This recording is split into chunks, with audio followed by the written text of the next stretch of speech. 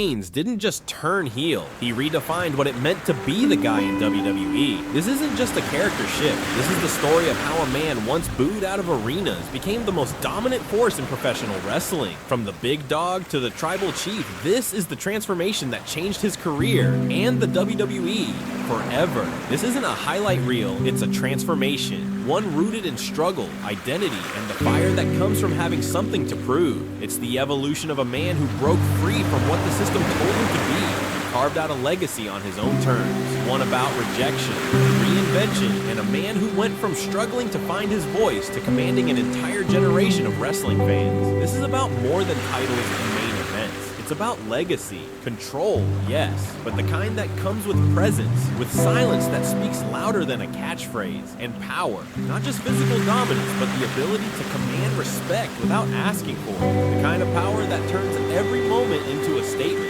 that turns hesitation into belief, and belief into dominance. And the undeniable force that Roman Reigns became when he stopped trying to be what WWE wanted and became what he truly shielded best for something more individual. And the resume, it spoke for itself.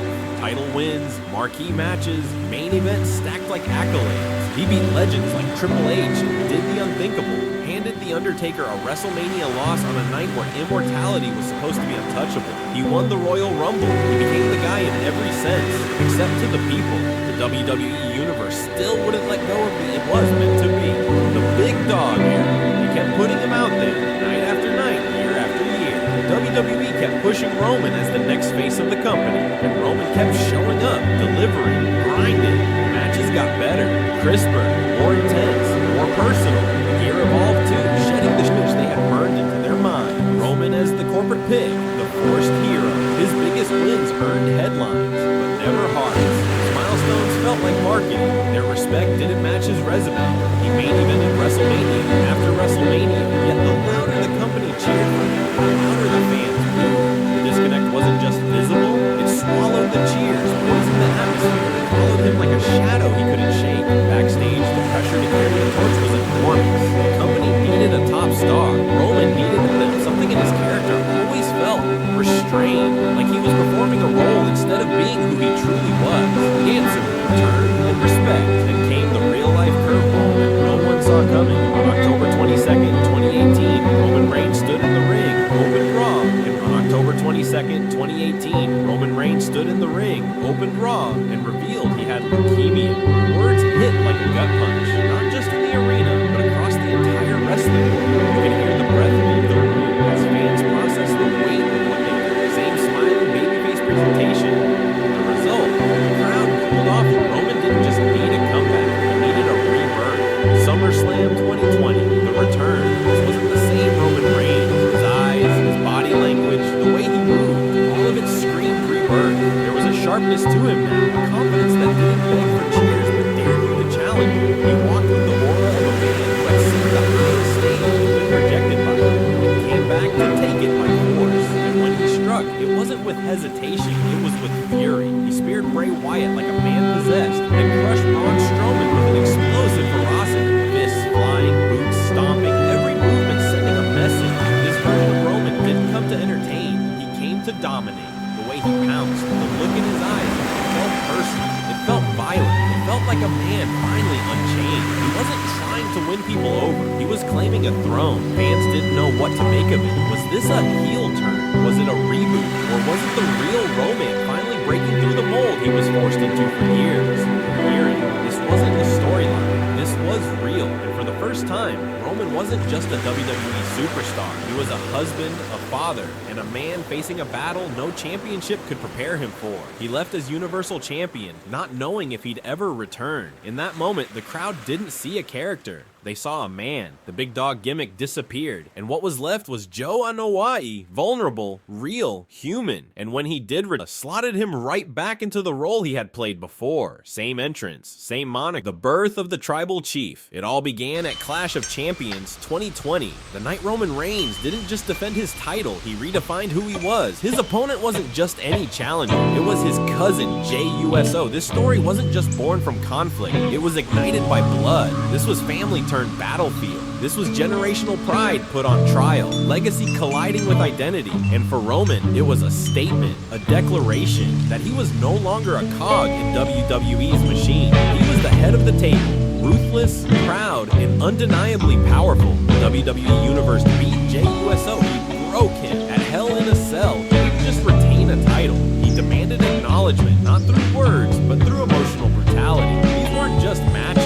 They were public coronations. Slowly, the Tribal Chief character took shape, calculated, cold, with a deep sense of legacy and burden. You could see it in every pause before a word, every icy glare. This was no longer the Roman Reigns people remember. This was a man stepping into power like it was owed to him by blood. Dominant Reigns didn't know whether to hate him or admire him. But one thing was clear, Roman Reigns had become the centerpiece of WWE's most gripping era. A presence so commanding, you couldn't look away even if you wanted to. His transformation wasn't just about declaring himself the head of the table. It was about proving it, night after night. At Clash of Champions, he didn't just aim. From there, the reign began. This wasn't just a title run, it was a character masterclass. Roman held the Universal Championship for over 1,000 days. He ran through everyone, from legends like John Cena, Brock Lesnar, and Goldberg, to icons like Edge and Daniel Bryan. He crushed challengers like Kevin Owens, Sami Zayn, Finn Balor, Logan Paul, and even Cesaro, each one falling as the Tribal Chief carved his path through WWE's modern era. He manipulated the bloodline, gaslit Jay, mentally broke Jimmy. He wasn't just winning matches, he was controlling narratives. Every promo became must-watch television, layered, intense, and delivered with cold precision. Every match wasn't just a contest, it was a psychological war, an emotional performance, and a chapter in a much larger saga. He went from being the most viewed man in the company to the most compelling. WWE finally had a true final boss, a new legacy. His dominance wasn't about titles, it was about presence. Roman didn't just deliver moments, councils, contract signings. His segments felt sacred. Roman appeared, tone shifted, fans sat up, locker room calm. The entire company orbited around one man, because Roman Reigns wasn't just the top guy, he was the story, the central figure. He didn't just carry the show, he anchored the entire narrative universe around himself. Roman Reigns didn't just change heels, he orchestrated moments that defined eras.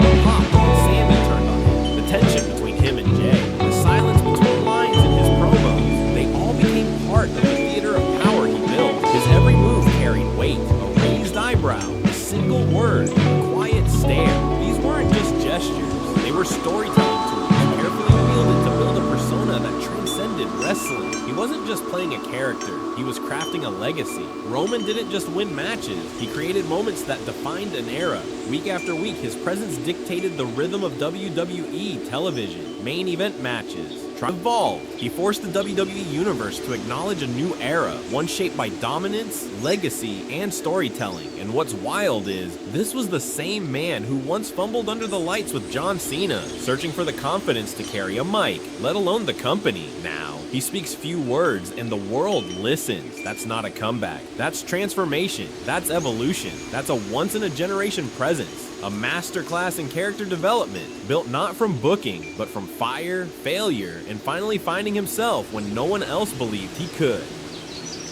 So now we ask you, was this the greatest reinvention in wrestling history? Or is Roman Reigns still writing the final chapter? Let us know in the comments.